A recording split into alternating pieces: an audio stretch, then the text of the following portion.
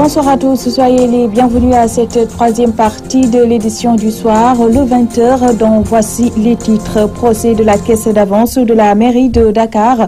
Khalifa Sall reste sur sa ligne de défense et parle de fonds politiques ayant toujours existé. Une thèse battue en brèche par les percepteurs municipaux entendus ce mardi. Les 150 Sénégalais rapatriés hier nuit de la Libye en veulent aux autorités. Ils les accusent de négligence coupable. Leur calvaire dans l'enfer libyen raconté dans ce journal. Tension et risque d'affrontement à Darou Salam dans la périphérie de la ville de Mbaké. Les populations accusent des individus agissant sur les ordres d'un marabout de vendre des terrains déjà attribués. L'État est invité à intervenir avant que l'irréparable ne se produisent. Voilà pour le sommaire.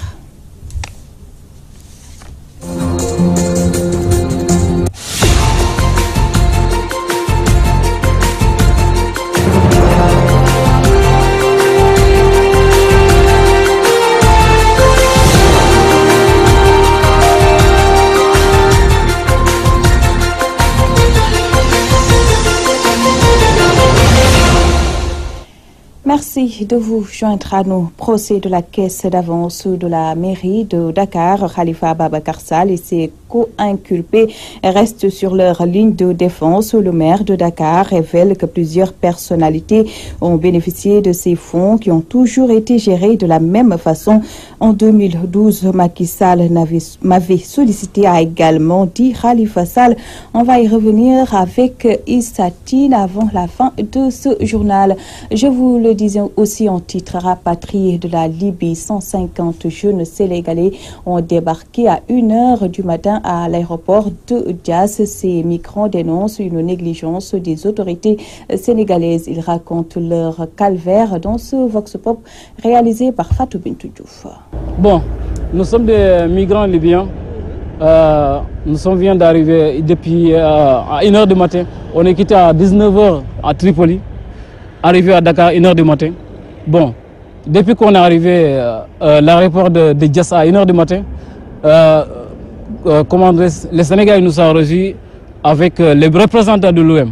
Bon, les représentants de l'OM, c'est eux qui nous a donné une somme d'argent qui arrivait à 98 000 francs CFA. Et ça ne sauvera pas notre problème. C'est que nous voulons 500 € que l'OM nous a donné, c'est ça qu'on demande maintenant. La manière dont on est descendu à l'aéroport là, ça ne nous plaît même pas. Parce que la première des choses, ils ne nous ont pas bien accueillis. On est arrivé à 1h du matin, presque on n'a rien vu, on n'a même pas vu les membres du gouvernement presque. Parce que la première des choses, OIM nous a accueillis en tant que quelqu'un qui a quitté la Libye. Nous, on ne peut rien dire de la Libye que les Sénégalais ne connaissent pas ici, que le gouvernement ne connaisse pas. Mais première des choses, l'OIM nous a accueillis ici, ils nous ont donné un mise de pain. Un mise de pain jusqu'à présent. Donc avec 90 000 francs. Même si tu as envoyé ça manger, l'argent de manger dedans, est-ce que ça va rester quelque chose encore? Donc ils ne nous ont pas accueillis avec des médecins. Ils ne savent pas s'il y a des malades là-bas, s'il n'y a pas de malades, on ne sait pas. L'argent qu'il doit nous donner, normalement on doit avoir cet argent-là. Ce n'est pas obligatoire parce que nous on n'a pas le pouvoir. Seulement, on doit déclarer à la télé, à la radio, pour qu'on puisse avoir un peu d'argent. Parce que nous sommes des pères de famille. Tout le monde veut rentrer. Il y a des gens qui habitent à Tamba, il y a des gens qui habitent à Dakar ici, à Kaolack. Donc 90 000 francs si tu habites à Tamba par exemple. Pour payer le transport même, ça va finir. Tu ne peux rien rentrer avec la famille. Le feu couvre au quartier Saint-Yann de Darou Salam Mbaké. Des individus sur ordre d'un marabout sont en train de vendre les terrains déjà attribués à d'autres personnes. Une injustice que dénoncent les populations prêtes à y laisser leur vie pour défendre leur propriété. Mamadou Martarsar nous en dit plus. Les populations du quartier Saint-Yani de Darou Salam dans la commune de Mbaké très en colère. Elles accusent des individus qui, sur ordre d'un marabout, viennent spolier ces dernières de leurs parcelles qu'ils revendent à d'autres promoteurs. Monsieur le maire Ibagay, C'est l'ex-maire de Mbacké, Iba Gueye, qui avait fait les lotissements. Il y avait à l'époque une commission qui faisait la distribution moyennant une certaine somme d'argent. Et aujourd'hui, à notre grande surprise, nous avons vu des gens mal intentionnés venir ici pour revendre nos terres à d'autres beaucoup plus nantis. Nous avons attrapé 2 personnes pour les conduire à la police. C'est un certain Abdou Diop et le nommé Modou Lam. Ils disent qu'ils ont été envoyés par un marabout pour revendre nos parcelles que nous avons acquises depuis plus de 10 ans sur ordre de Serigne Ahmadou Mbacké et du défunt maire de Mbacké, Iba Gueye. Ils avaient installé une commission composée de 14 personnes pour faire la distribution.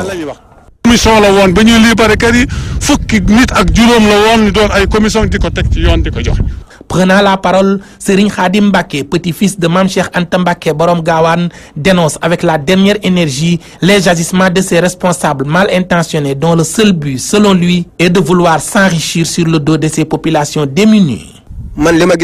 Que ces populations disent, c'est la triste réalité. Tous les jours, elles viennent ici pour se plaindre. La commission avait fait la distribution depuis très longtemps, moyennant une certaine somme d'argent. Et aujourd'hui, d'autres veulent remettre en cause cette décision. Un jour, ils ont voulu récupérer 40 parcelles. Il a fallu même l'intervention de la police. Déterminés à en découdre avec leur bourreau, ces populations du quartier Santiani de Darou Salam avertissent. Nous interpellons le président de la République Macky Sall et le ministre de l'Intérieur. Nous sommes prêts à tout, quitte à y laisser nos vies. On ne va plus vivre cette situation. Nous sommes déterminés à en découdre avec ces gens-là. Nous avons informé la police et toutes les autorités compétentes. S'ils remettent les pieds dans ce quartier, ils auront la surprise de leur vie. Que les autorités ne disent pas qu'elles n'ont pas été informées de cette situation.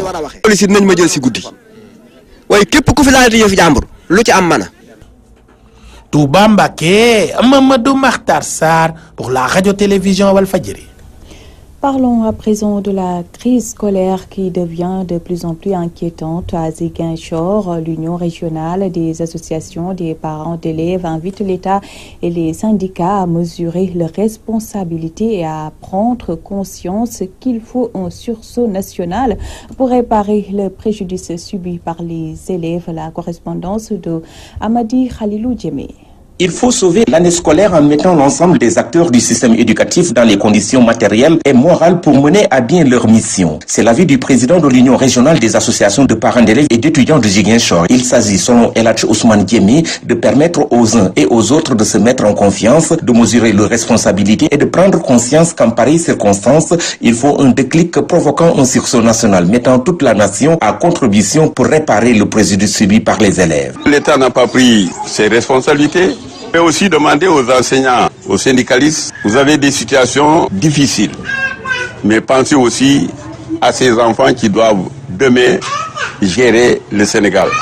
Si l'année scolaire est perturbée par les grèves, il va sans dire que les bacs qui vont sortir de l'année 2017-2018 sera un bac à problème. La gravité de la situation a atteint le paroxysme pour jouer au conciliabule interminable. Pour le président de la structure régionale des parents d'élèves, la responsabilité de l'État dans ce jeu de ping-pong est totale et sans équivoque. Je pense que le Sénégal doit dépasser ça, le jeu de ping-pong. L'État prend des engagements, les enseignants prennent des engagements. Au finish, rien n'est réglé. Et ce n'est pas bon pour le peuple. Ce n'est pas bon pour nos enfants qui nous regardent. Et nous sommes en train de donner une autre culture à nos enfants, la culture des grèves, la culture du temps perdu. Les parents d'élèves et d'étudiants envisagent de descendre très prochainement dans les rues pour exprimer leur amertume face à cette situation. Alors, si l'État ne prend pas ses responsabilités, si les syndicalistes ne prennent pas aussi leurs responsabilités, une marche pacifique peut être envisagée pour que l'État et les enseignants sachent que nous en avons assez. On en a assez. Le système éducatif sénégalais est paralysé dans le sud du pays par la grève des enseignants. Les compositions en cours sont même boycottées. Des mesures exceptionnelles doivent être prises pour permettre non seulement de sauver l'année, mais aussi d'installer définitivement le système dans une stabilité pérenne. Amadi Khalilou Djemé Ziguinchor pour la radio-télévision Walfadjri. Autre aspect de l'actualité, les membres de la plateforme France Dégage dénoncent l'interdiction de leur marche du 2 février. À la question monétaire, il ajoute désormais la lutte contre la franc-maçonnerie, l'homosexualité, entre autres. France Dégage a fait face à la presse après la libération de certains de ses membres interpellés par la police vendredi dernier. Dey Nogay Babel Sow est au micro de Mamou Gassama. Le gouvernement sénégalais est dans une logique antidémocratique, dans une logique fasciste, dans une logique carrément de restriction des libertés qui nous dénigre. Dans la mesure où nous avons cité dans notre texte préliminaire l'expulsion de Kémi Séba qui n'a suivi aucun délai. Nous avons aussi parlé du fait que le gouvernement du Sénégal est en train de se cacher derrière l'arrêté Ousmane Ngom, qui a été pris dans un contexte bien précis et qui, il faut le dire, n'a pas sa raison d'être actuellement en 2018. Cet arrêté a été pris en 2011.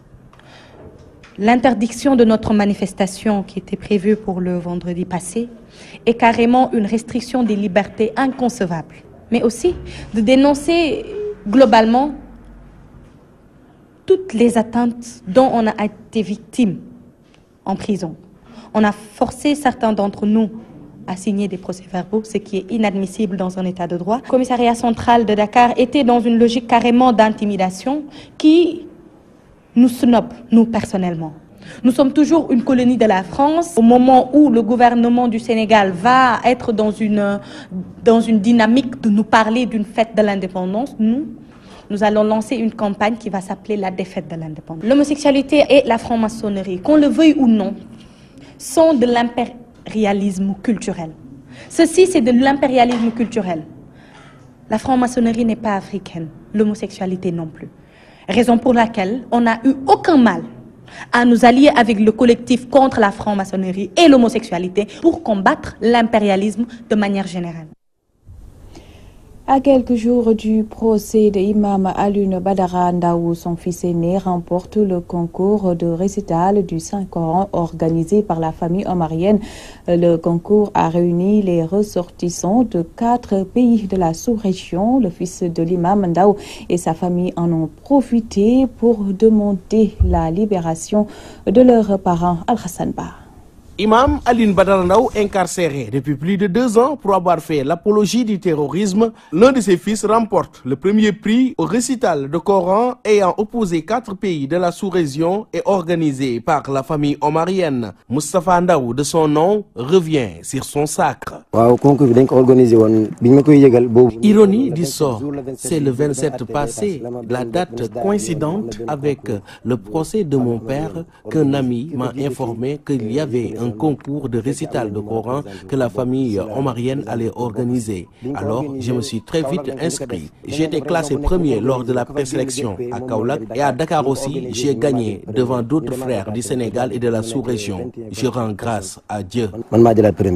Abdoulaye Ndao, oncle paternel du jeune, quant à lui, se félicite de cette prouesse et attire l'opinion nationale et internationale sur ce cas qui, dit-il, démontre le travail de son frère Imam Alioune Badara Ndao. luñ mën a am lu ko raw ci mbég jàpp naa ne yomb la am xanaa ñu ne ñu woon rek imam bàyyi nañ ko nangu nañ ne dañ koo tooñ. Notre cher Imam Alioune Ndao, grand éducateur, a inculqué à son fils aîné et même à ses frères et sœurs la parole de Dieu, et les autres enfants du pays ont assimilé le Coran auprès de lui. Voilà son salaire. Quelqu'un aussi important est actuellement derrière les barreaux. kon lii day wan sénégalais yi opinion nationale et internationale lan la imam Ndao doon produire. Interrogé sur la situation actuelle de son père, le jeune s'en remet à Dieu et croit dur comme fer à son innocence et rappelle aussi que ce n'est pas la première fois au Sénégal que des chefs religieux soient traités comme ainsi. Je suis serein et j'ai la conscience tranquille car je sais très bien que mon père, imam, est innocent. Ils l'ont accusé comme ils l'ont fait avec Cheikh Ahmed Bamba, comme ils l'ont fait avec Alhaji Abdoulaye Niass qui s'était exilé en Gambie, comme ils l'ont fait avec Cheikh Omar Foutiyou Tall, pour ne citer que cela, mais l'islam continue à triompher. Donc on s'en remet au tout miséricordieux. On a compris leur plan, c'est une machination pour combattre l'islam, mais c'est peine perdue. Pour rappel, le concours de ce récital de Coran organisé par la famille omarienne avait opposé 21 candidats venus du Sénégal, de la Gambie, de la Mauritanie et du Mali. Kaolack, Al-Hassan Ba, Walfadjri. Al-Hassan Ba, ziara annuelle de Keur-Gounta dans le département de Louga, occasion saisie par les populations pour interpeller le gouvernement sur les difficultés de cette localité. Elle réclame un poste de santé fonctionnel et le bitumage de l'axe Keur-Gounta-Warak. Les détails avec Omar Kairé.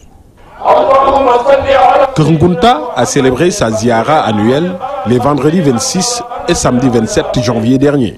Un événement de 2 jours consacré à l'évocation des noms de Dieu, notamment le vendredi où des centaines de fidèles ont convergé vers ce village pour assister à la Khadara qui aujourd'hui constitue l'activité à ne pas rater.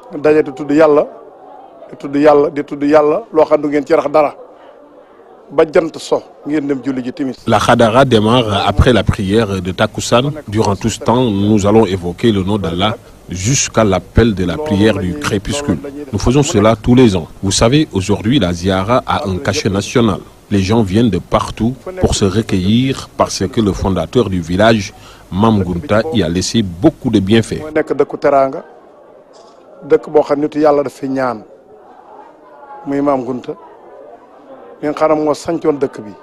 La présente édition de la Ziara annuelle de Keur-Gounta a été une occasion pour les organisateurs de poser quelques doléances.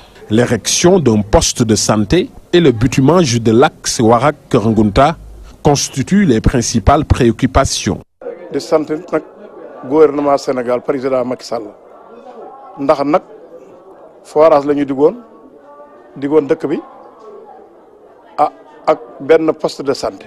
Nous remercions le président de la République, Macky Sall, qui nous a octroyé un forage. Maintenant, nous souhaitons avoir un poste de santé dans le village qui est un carrefour parce que se trouvant au centre de plus de 40 hameaux. Nous sollicitons également le bitumage de l'axe Keur-Gounta-Warak. Le porte-parole de la famille El Hadj Cheikh Diop, au nom du Khalif El Hadj Malick Diop, en a également profité pour inviter la classe politique à un dialogue fructueux pour le bien des Sénégalais. Li nu doon gënal daal ci réew mi daal mooy politiciens yi dal ndax réew daal daan toll foo xam ne nii li Serigne Cheikh doon wax nee na ko war a defar daal boo. Nous appelons les hommes politiques au calme et à la sérénité, qu'ils essaient de se mettre autour d'une table parce que leurs priorités doivent être l'intérêt des citoyens. Fexe ba defar ay waxtaan ba ndax ñi ci suuf amuñu kàttan comme ñi ci suuf amuñu kàttan nag ñëpp boole yërëm leen. Keur-Gounta se trouve dans la commune de Pété-Warak, dans le département de Louga. Oumar Kairé, Louga, Walfadjri. À Mbour, il a été porté sur les fonds baptismaux au mouvement islamique affilié à la Tariqa Khadr, dénommé Badrou Douja, où la lumière a jailli de l'obscurité sur les raisons de la naissance d'un tel mouvement et ses objectifs, les explications de Tchernodaf. À Mbour, de l'obscurité a jailli la lumière. Badrou Douja, la lumière dans l'obscurité. Un mouvement qui est mis en place par Cheikh Sidi Khair, Ould Cheikh Bounana, Ould Cheikh Talibé, Ould Cheikh Nasser Sadi. Badrou Douja, du mouvement bi nga xamni c'est enfermé, mais c'est l'ouverture, c'est l'acceptation de tout le monde et des autres avec nos divergences. Mais nak dañu am suñu ligne conduite bu ñuy téyé. La lumière est née à Mbour, mais c'est un mouvement qui est né depuis l'année passée. Sur les raisons de la naissance du mouvement et ses objectifs, les explications du porte-parole de Badrou Douja. Andak Sidi Khair. Ould Cheikh Bounana, Ould Cheikh Talibé, Ould Cheikh Nasser Sadi. Lolu moy li nga xamné moo ñu fi tax a toog te moom la ñuy xaar ci mouvement bi nga xam ne mooy Badru Dia mooy leer ci biir lëndëm, la lumière dans l'obscurité. du politique l'islam a tax mais xam ni itam jéggalaate baalaate ànd te l'islam bokk ndey bokk bàyyi comme ni ko yàlla waxee wa'tasimu bi hablillahi jami'an wala tafarraqu ba pare rasulullah innamal mu'minuna ikhwa ñi jullit ñoo bokk ndey ay frère lañu ni nag en tant que bëggaloo sa moromu jullit li nga bëggal sa bopp sa imaan matun laa yatimu imaanu ahadikum hatta akuna ahabba ilayhi min maalihi wa nafsihi. ñu defoon ko ci fédération bi moo mujj fédération des cadres et lañ ci doon séntu gisuñu ko nañ ko war a gisee. Il y a un tout petit peu ce qu'on peut appeler une désunion ou ma foi une déperdition des forces dans la mesure où les gens ne se sont pas assis autour d'une table pour essayer de régler leurs problèmes. Chacun essaie de régler un problème et à l'arrivée, justement, le problème, il reste entier. De l'État, les talibés cadres disent attendre un meilleur accompagnement. Il y avait d'autres mouvements parce qu'il y a... Le dernier mouvement, c'est la fédération qui a été mise en place, donc par Cheikh Bounana ou le Cheikh Talibé ou le Cheikh Nasser Saad Bou. Mais tout ce qu'on attendait donc de ce mouvement, on ne l'a pas vu. On a senti que fi mu nekk nii dañoo xaw a faible ndax àndandoo ñu nekkuñu benn bon ñii dañu jaar nii ñii jaar nii ah jullit yi ak xaadar yi waaw léegi nag dañu bëgg loolu dañ ñu àndandoo nekk benn. De nous accompagner, de nous encadrer. Il l'a toujours fait. Nous voulons qu'il continue cela. C'est son frère qui est là, de même père. Donc il a l'obligation d'être avec lui. Ils sont des frères. À l'issue de l'Assemblée générale constitutive, des prières ont été formulées pour la paix et le développement du Sénégal. Mbour, Thierno Daf, Radio-Télévision Walfadjri. Fin de ce journal. Merci de nous avoir suivis. Retrouvez tout juste après moi Moustapha Diop pour la dernière partie de l'édition du soir. Bien à vous.